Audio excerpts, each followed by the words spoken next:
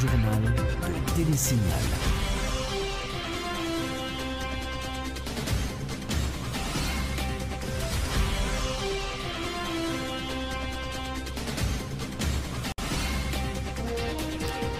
Bien le bonsoir à tous, merci de suivre ce journal. À la une de l'actualité, le gouvernement salue la décision du Sénat de plancher la semaine prochaine sur les amendements à la loi électorale. En maintenant sa position extrémiste, le groupe des 6 du Sénat constitue le seul grain de sable dans la machine électorale qui fonctionne déjà à plein régime, déplore le ministre de la Communication.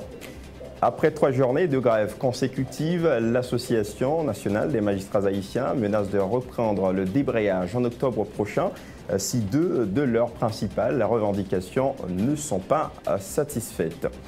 À la une également, assassinat ce jeudi matin du chef de gang armé Mackenzie François, surnommé Tiquinquène, opérant dans le quartier de Martissan et activement recherché par la police.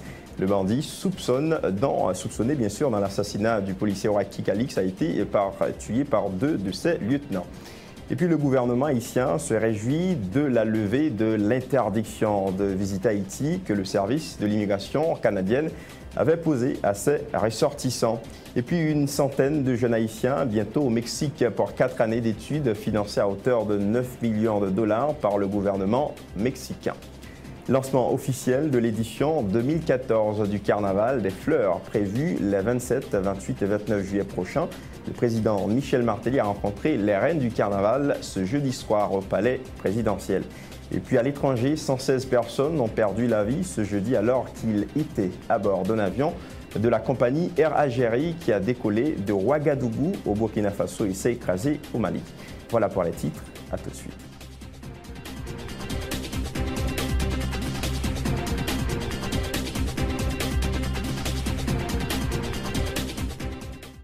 Travaillez pour construire votre avenir.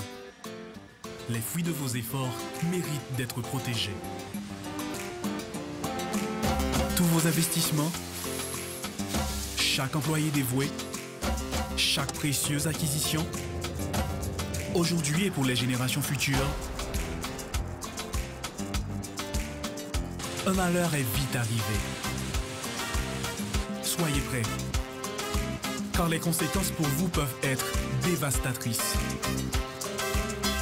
Avec la AIC à vos côtés, vous pouvez affronter sereinement les surprises que vous réserve la vie. Retombez sur vos pieds. Inutile de tout recommencer. AIC est votre filet de sécurité. Vous créez la richesse, nous la protégeons.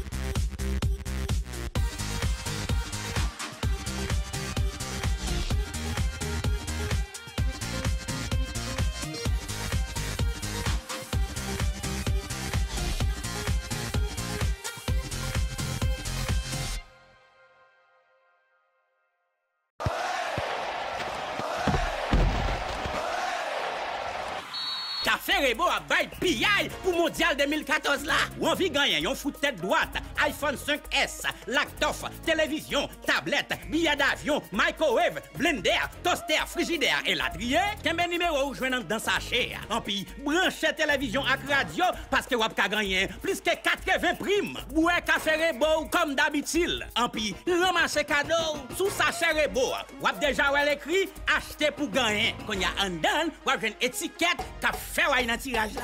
Tirage là fait 23 d'août à 2h dans l'après-midi. Pour plus d'informations, 22 29 63 30. À Rebo, n'a toujours champion. Rebo café. Rebo, c'est en actualité. Chauffez café, chauffez. Rebo, café PIA.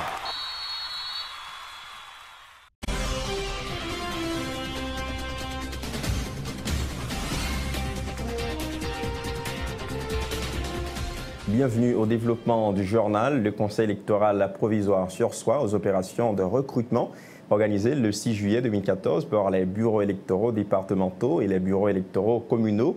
Le CEP affirme avoir pris la décision en séance plénière en attendant une mesure définitive. Après l'évaluation en cours, le Conseil électoral provisoire décide également de reconsidérer le calendrier électoral qui fera l'objet d'une réévaluation. Il annonce la réouverture bientôt de la période d'inscription des partis politiques. En maintenant sa position extrémiste, le groupe des 6 sénateurs de l'opposition constitue le seul grain de sable dans la machine électorale qui fonctionne déjà à plein régime. Propos du ministre de la Communication, Rudy Erivo. Toutefois, le ministre dit considérer comme une bonne nouvelle le fait que le Sénat accepte de plancher la semaine prochaine sur les amendements à la loi électorale. Suivez un extrait des déclarations de Rudy Erivo au micro de Dukenson Lazare et Jasmin Delis. Dans niveau parle rempli tout contrat que tu as gagné dans niveau ça pour permettre que l'élection soit faite dans la date que nous devons prévoir, 26 octobre 2014, même si c'est un petit peu délicat au fil des jours. Le CSPJ lui-même tout honoré l'engagement que le gagnait. Toutes deux entités saillot, tant pour nous te connaître, opérer grand changement que à quoi elles vont te permettre que nous opérer au maximum. Et vous le savez déjà. Et mais un petit grain de sable dans la machine, c'est au niveau du Sénat de la République. Il y a une branche dans le Parlement qui est beaucoup j'aime chita pour le plancher sur l'article qui méritait amender dans la loi électorale. Et par conséquent, nous, en tant que ministre de la Communication, et pour nous capables de relayer les appels incessants du chef de l'État, son Excellence Michel Joseph Martelly, et du chef du gouvernement, son Excellence Laurent Salvador Lamotte, c'est encourager acteurs saillants qui toujours montré une certaine réticence pour capable de faire travail de parlementaire, on parlait du groupe des 6, et on capable de bien chita, et puis plancher, travail, sur l'article qui méritait amender dans la loi électorale. Le député de Léogane, Danton Léger, a dans une lettre adressée au groupe des 6 sénateurs de l'opposition demandé à ces derniers de plancher sur les amendements à la loi électorale. Dans cette correspondance, le député Léger formule des recommandations aux sénateurs.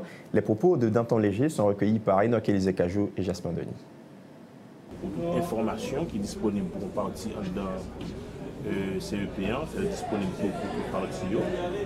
Nous dit que votre diaspora fait effectif, surtout pour les présidentielles. Nous demandons tout que pour une commission de garantie électorale qui supervise les opérations électorales. Nous dit pour éviter tout vide institutionnel au cas où l'élection n'est pas arrivée faite. Le député et sénateur a prêté en poste parce que nous ne pouvons pas le président Matéli Gabelza pour le diriger par le décret. Et nous d'ici mars 2015, l'élection n'est pas toujours organisée dans le pays. Le président de la République a démissionné. Il sera remplacé par le président du Sénat. Un gouvernement de salut public sera institué.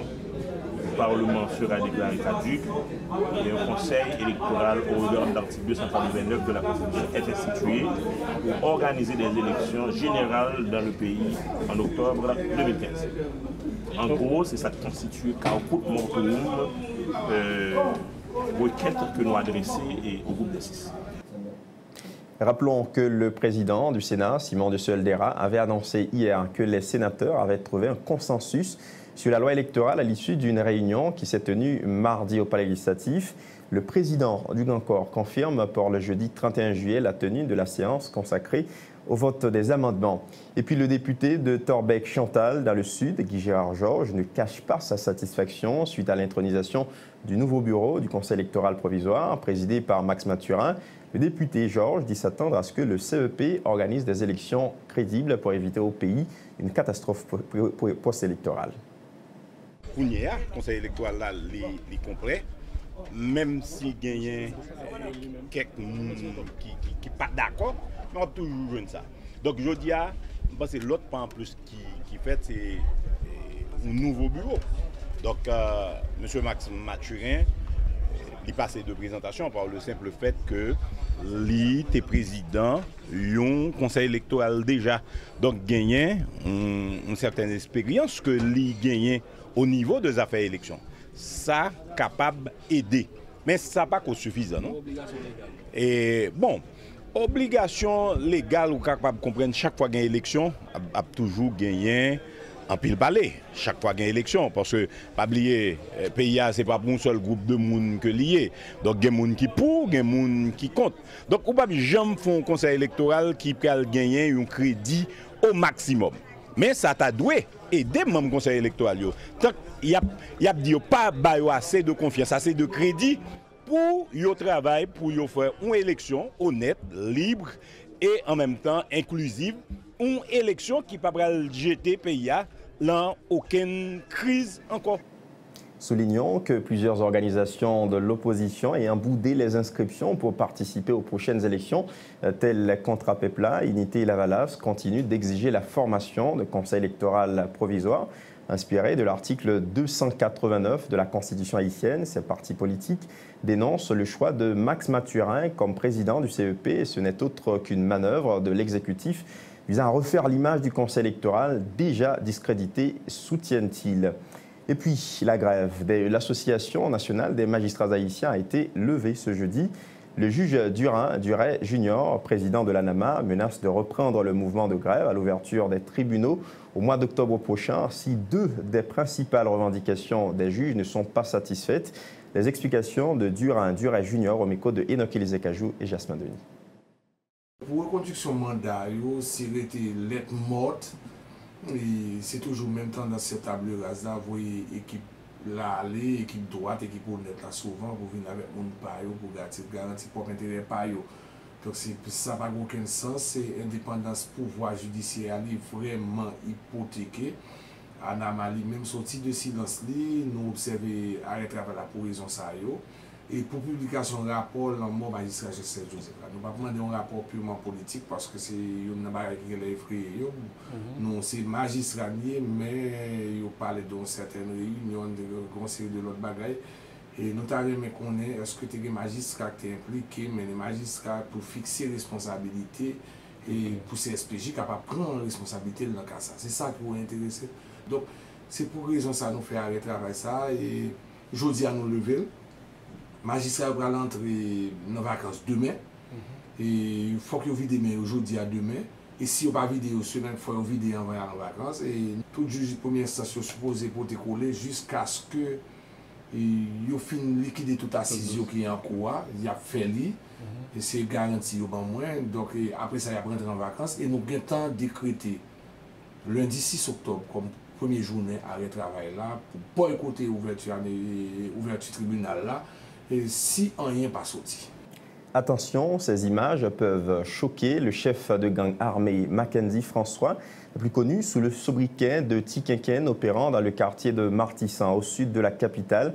Activement recherché par la police, a été assassiné tôt ce matin par deux de ses lieutenants. Le nommé Junior Doy, un des disciples de Tiquinquén, a avoué au micro de notre confrère de Radio Quisqueya, Eddie Jackson-Alexis, avoir perpétré cet assassinat suite à une dispute avec le disparu, à qui il reprochait d'avoir infligé de mauvais traitements aux autres membres du gang. En plus de coucher nos femmes, de nous maltraiter, il nous prélève la plus grosse part des biens résultant de nos braquages ou d'autres exactions, a expliqué Junior Doy. Les assassins de Tiquinquén justifient ce meurtre par la volonté de mettre fin au conflit récurrent entre gangs rivaux et ainsi pacifier la zone Martissan. Âgé de 29 ans, le redoutable chef de gang a été abattu par ses pairs un jour après la célébration de son anniversaire de naissance. Son cadavre a pu être récupéré par la police haïtienne. Ce bandit était soupçonné dans l'assassinat du policier Walkie Calixte perpétré en avril 2012. Autre point de l'actualité, mesdames, messieurs, la commission finances de la Chambre basse est déjà à pied d'œuvre sur le projet de loi de finances 2014-2015 pour voir s'il y a lieu d'y apporter des modifications. C'est ce qu'informe le député Chauzer Chancy, président de la dite commission. Suivez ces précisions. Après-midi, le ministre Finances fait exploser des motifs sur le projet de loi de finances 2014-2015. Ça veut dire que, officiellement, la Chambre des députés est saisie de ce projet. Maintenant, la commission automatiquement est au travail. Comme nous avons gagné un document dans nous déjà, nous avons fait une idée de lui. Donc maintenant, nous allons commencer à travailler la commission. Et ceci, nous commencer à travailler à partir de lundi prochain. Nous commencer à inviter les ministres, inviter les gens concernés pour être capable de regarder exactement et comment, qui ça quand dans et comment on va le changer ou bien modifier ou bien affecter, désaffecter ou bien quitter comme ça et puis pour faire rapport à l'Assemblée. Il y a un plus grand part qui est comme investissement sur le agricole, c'est le département des NIP et de l'Artibonite, zone pleine de l'Arbre, alors nord-ouest, pardon, zone pleine de l'Arbre, capable de gagner et puis grand part dans l'investissement parce que comme tu as dit ça a demandé pour croissance espérée pour faire l'année. Donc c'est sur le secteur ça surtout compté. L'autre bail que je parlais, bon, tout le monde connaît que TPDC qu'on grande part là-dedans. En fait, inquiétude que la commission a gagnée, alors c'est comment on va le faire pour comme que vous prévoit pour monter gaz là, si on pas monter. Donc effectivement, le ministre, il y a d'autres sources que la va explorer. Et lundi matin, il y a des explications pour venir à la commission pour cette question ça. A rappeler que le projet de loi de finances 2014-2015 a été déposé à la Chambre des députés le mercredi 23 juillet 2014 par la ministre de l'Économie et des Finances. Et puis, la 9e édition de Gouvernement Lacaillou a été un immense succès d'après Rudy Erivo. Le ministre de la Communication a fait le point sur les temps forts de cette causerie entre les responsables du pays, les Haïtiens résidant à Miami aux États-Unis. Il en a profité pour rappeler que Gouvernement Lacaillou n'est pas une séance de show-off du gouvernement et que 60% des promesses faites lors des 8 précédentes éditions ont été tenues. Les précisions de Rudy Erivo au micro de Dukenson Lazare et Jasmin Denis. Ce n'est pas un show médiatique gouvernement Lacaillou, c'est un moyen pour que le gouvernement descende à jouer une population, fusionner avec elle, tant de doléances et apporter des réponses, mais vraiment concrètes, à revendications que lui exprimer. Donc, nous devons partager ça avec nous. Et tellement son succès que le gouvernement est 9e édition, il y a d'autres compatriotes qui vivent et l'autre côté à l'étranger, donc New York, New Jersey, etc. Il y a demandé tout pour que gagne le gouvernement Lacaillou qui vient faire, par exemple, dans le New Jersey, du côté de New York, voire du côté de Montréal. Par ailleurs, le ministre Rudy Erivo a fait savoir que l'interdiction de visiter Haïti et que le service de l'immigration canadienne avait posé à ses ressortissants est levée. Reprenant les propos du directeur général de la police nationale d'Haïti, Godson Aurelius, le ministre de la Communication dit quoi qu'avec la nouvelle stratégie baptisée Kidnapper le kidnapping en Haïti, l'équipe gouvernementale en place est en train de prouver au monde entier que le pays est ouvert à l'investissement. Rudy Erivo. Le travel warning a été levé pour Haïti. Non, mais tu vas le chercher comme journaliste. Qui sait, qui peut investiguer. Mais je vais vous dire quelque chose de plus important. Dans les Caraïbes, nous sommes 5e en matière de sécurité. Et pour toute l'Amérique, les données sont là, je ne partagerai pas après, mais là, peut exister, on va le chercher tout. Nous sommes 5e dans les Caraïbes. Ça veut dire quoi? Ça veut dire que comme destination, Haïti, c'est un pays qui est sûr. Nous sommes sûrs parce que ça a passé dans le Bronx. Le Bronx, plus c'est sécur que ça a passé à Haïti. D'autres pays que nous n'avons pas besoin de citer, ils ont vu que São Paulo, mégalopole au Brésil, Haïti est sécur passer. Et pourtant le Brésil, c'est une destination touristique qui est brisée dans l'Amérique. Donc Haïti, pour positionner nous, en matière de sécurité, dans les Caraïbes et en Amérique, nous ne pouvons pas le chita pour nous dormir sous l'eau et nous pour nous dire, à l'aise, comme nous 5e, nous n'avons pas besoin de faire plus de progrès. Nous avons continué le travail pour nous remonter, pour nous capables de vivre dans le sommet côté nous viser. Donc, ce qui signifie quoi? C'est une destination côté que on est capable de venir sans pour pas inquiéter. Je le disais en titre, une centaine de jeunes Haïtiens quitteront le pays à la fin de ce mois de juillet à destination du Mexique où ils passeront 4 années à étudier grâce à des bourses offertes par le gouvernement mexicain. Un projet qui coûtera au pays d'accueil 9 millions de dollars. Plus de détails avec ce reportage de Tom Dumont et Wendy Henry.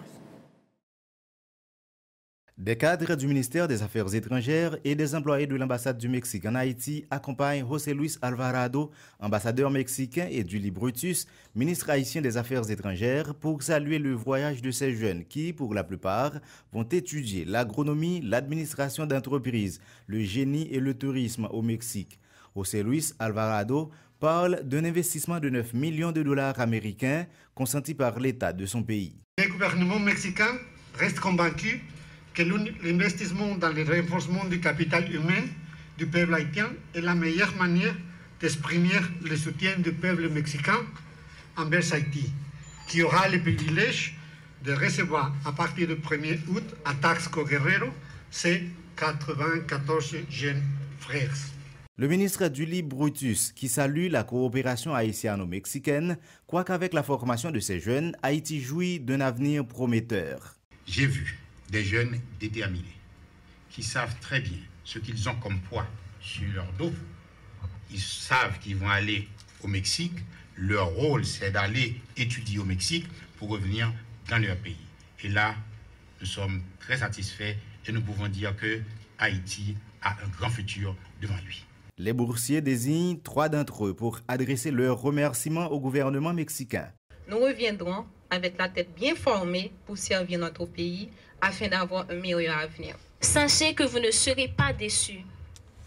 Et merci déjà pour la confiance que vous allez placer en nous. Nous te faisons mieux de nous-mêmes pour nous réussir parce que nous avons un pays pour nous représenter. Une 50aine d'universités au Mexique accueilleront ces jeunes Haïtiens qui seront complètement pris en charge par l'État mexicain pendant leurs 4 années d'études.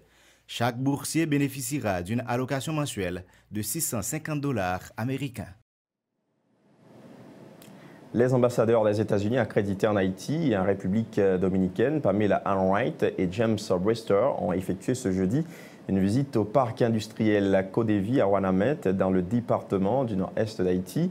Les 2 diplomates, accompagnés du responsable du parc Fernando Capellan, ont visité plusieurs subdivisions du bâtiment administratif, du parc fabricant des vêtements, dont des jeans, des uniformes et des tricots destinés à l'exportation. L'ambassadeur Pamela Wright a salué le travail effectué par le Codevie. Madame Wright a exprimé l'engagement des États-Unis à s'assurer que le parc industriel et ses employés continuent d'aider au renforcement de l'économie d'Haïti. De son côté, l'ambassadeur américain en République dominicaine, James Brister, a indiqué qu'en raison de la proximité d'Haïti avec les États-Unis et la République dominicaine, ajoutés aux avantages offerts par les lois OP-HELP, Ouanamet et Dajabón constituent des emplacements stratégiques pour la fabrication et l'exportation. On observe une pause, on vous revient dans un instant.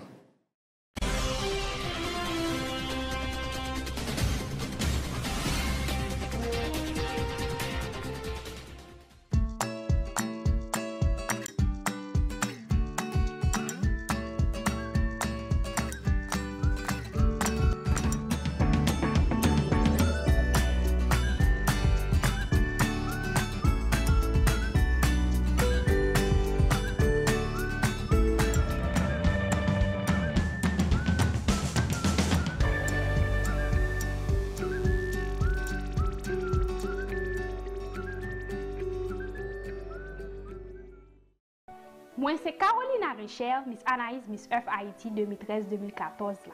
Moi, j'ai 2 commissions EDH Bambano. Première commission, EDH dit pour me dire nous, dans le jour avec moi qui vini là, nous avons plus courant. Parce que la fait plus effort pour satisfaire nous-mêmes, qui sont clients, qui ont compte légal qui installé la caille nous, ou sinon dans le business nous. Deuxième commission, EDH dit pour me dire nous tout, pour nous joindre plus courant, il faut que nous payions bordeaux courant nous chaque mois. Bon là, c'est moi qui parle avec nous. Courant ou recevoir la caille, ou sinon dans le business, c'est une production liée. Ça veut dire, il y a l'argent qui mettait dehors pour acheter gaz, pour mettre dans le moteur, pour faire entretien dans la machine, et dans le réseau de distribution. Il y a l'argent tout qui mettait dehors pour payer employés et techniciens qui fait toute machine ça marcher. Petit coulier, courant ou recevoir la caille, coûte EDH l'argent. L'argent ça pas rentré, pas de gaz, pas de entretien, employé pas touché. On nous tout rempli de voix nous envers EDH pour EDH qui a plus moyens pour nous plus courant toujours. Moi compter sur nous, EDH compter sur nous, nous-mêmes tout, nous mettons compter sur EDH.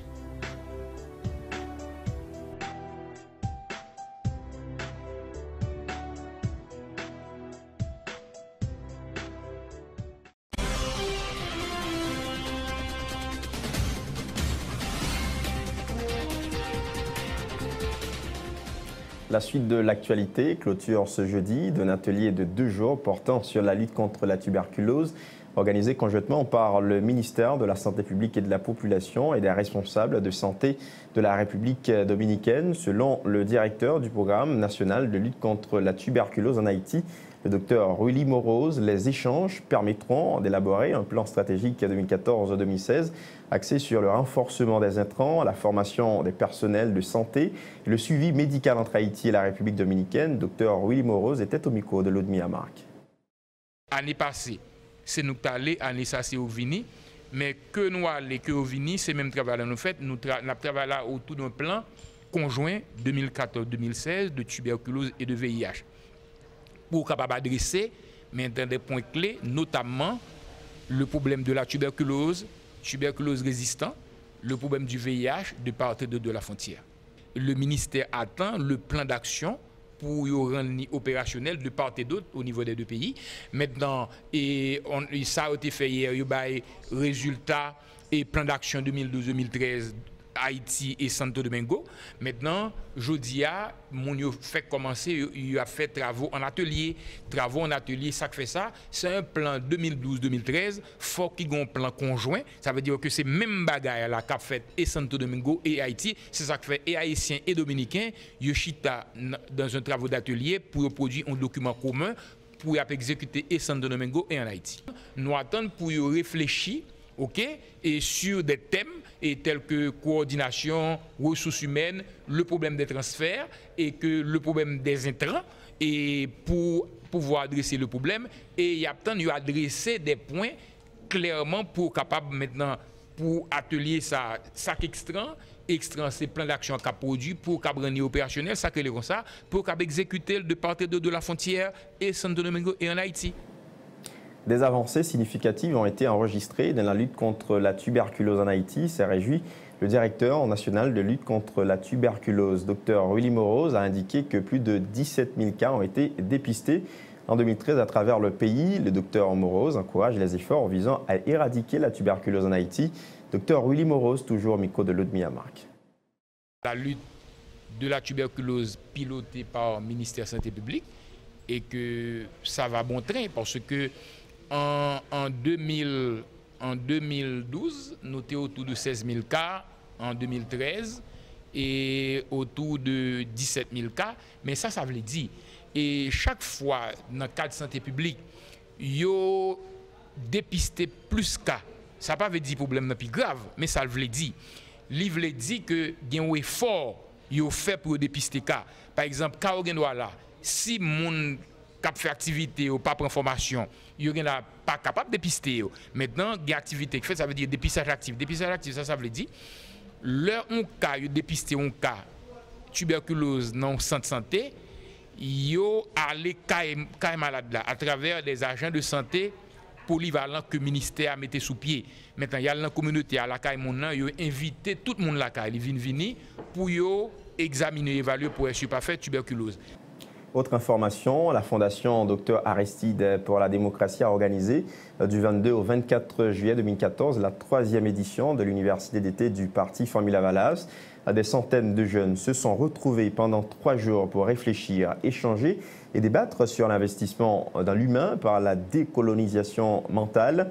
Par ce rendez-vous annuel, les responsables du parti politique entendent développer la réflexion des jeunes sur les politiques à mener en vue de redresser la situation sociopolitique d'Haïti, explique le coordonnateur de l'édition 2014 de l'université d'été de Famila Valas, Claude Roumain. Suivez ses propos au micro de Michel Depayen et Yvan Saïd.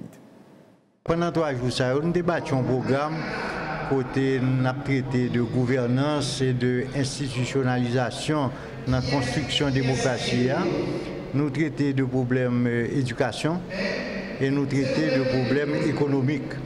Et tout ça, nous développons avec question décolonisation mentale, parce que le thème général là, Anissa, c'est investir dans le monde, investir dans l'humain, par la décolonisation mentale. Donc tout ça a contribué à l'avancement de pensée haïtienne, réflexion sur le pays, et la permet tout que nous renouveler personnel, non seulement personnel politique, mais les gens qui ont pour responsabilité demain, après-demain, après-demain, dans l'année qui vient là, dans les affaires pays. Développer réflexion et permettre précisément que yo mieux à même pour yo prendre des initiatives et que yo prend des responsabilités. Et où qu'on a un système éducatif nous a grand pile lacune. Donc à travers le programme ça, nous voulons combler la lacune et vraiment permettre que les jeunes rencontrent, réfléchissent et jouer le rôle que vous pour jouer dans la société haïtienne. Sociologie de la mémoire. Pourquoi se souvenir du 99e anniversaire de l'occupation américaine en Haïti? C'est le thème d'une matinée de réflexion et de lecture organisée ce jeudi par le collectif des universités haïtiens citoyens. Selon le professeur Hérold Toussaint, l'objectif est de sensibiliser les jeunes en général sur les causes de cette occupation étrangère. Selon le coordonnateur du QCI, les Américains se doutaient de la capacité des Haïtiens de se diriger par eux-mêmes, vu la mésentente qui existait à l'époque. Aussi, dit-il, cette occupation visait à casser l'hégémonie européenne dans le pays et à contrôler géopolitiquement le canal de Panama. Les explications du professeur Hérold Toussaint recueillies par Michi Alexis et Fézien Mathieu. Les causes de cette occupation. C'est vrai qu'il y a un brigandage dans le pays. Il y a un bon gouvernement, ça veut dire que nous-mêmes, nous avons gourmé entre nous-mêmes. Nous avons vécu nos situations chien manger chien. Et c'est un prétexte que un gouvernement américain pourra le faire, puisque même gens en 1994, même gens journée aujourd'hui, il y a un ministre là qui vient occuper nous. Dans l'époque 1915, 1913, 1914, c'est la même situation ça nous avons vivre. Parce que hommes et femmes qui ont gouverné nous, pas de cas entendre, puisqu'il n'y a pas de cas entendre, pour les Américains te préserver, ça me déclarer une sécurité dans la zone Caraïbe là, ils dit, puisque ils ont constaté que nous sommes incapables de gouverner pour contre nous, ça c'est extrêmement important. Ils doutaient de notre capacité de nous diriger par nous-mêmes. Ils pensaient que nous étions incapables de nous gouverner par nous-mêmes, que nous ne pas qu'à gouverner tête nous. Donc, je dis, on nous rentrer dans le pays, on va mettre l'ordre. C'est extrêmement important, nous, que nous faisons référence à passer ça pour qu'on fasse nous comprendre présent, journée jeudi, et peut-être tout pour nous inventer, si c'est possible, si nous le voulons bien, un nouveau avenir pour le peuple haïtien.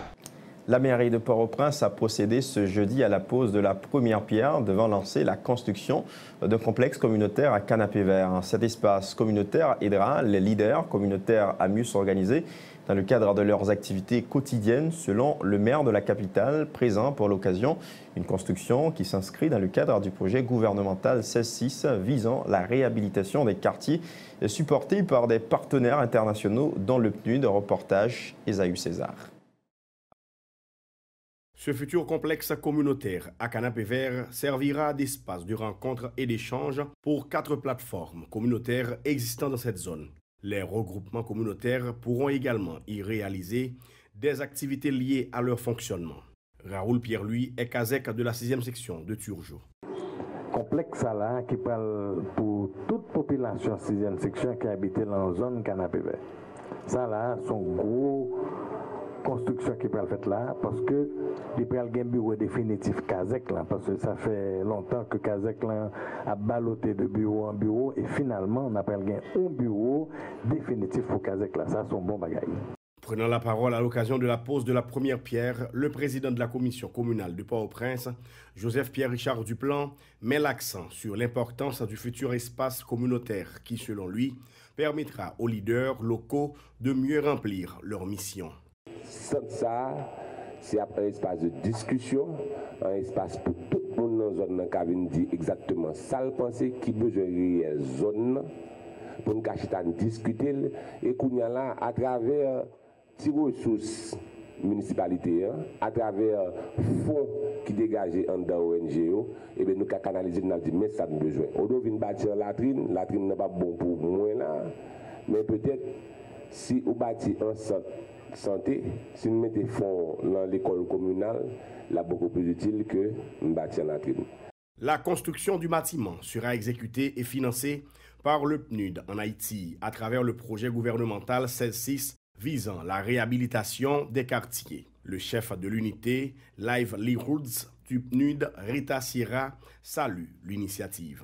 Cette première pierre va être la première pierre d'un chemin qu'on a fait ensemble et qui va donner à la communauté pas seulement la voix, mais la possibilité de transformer encore une fois des rêves en réalité comme on l'a fait pendant des ans avec le gouvernement, avec la mairie, avec les autres agences des Nations Unies.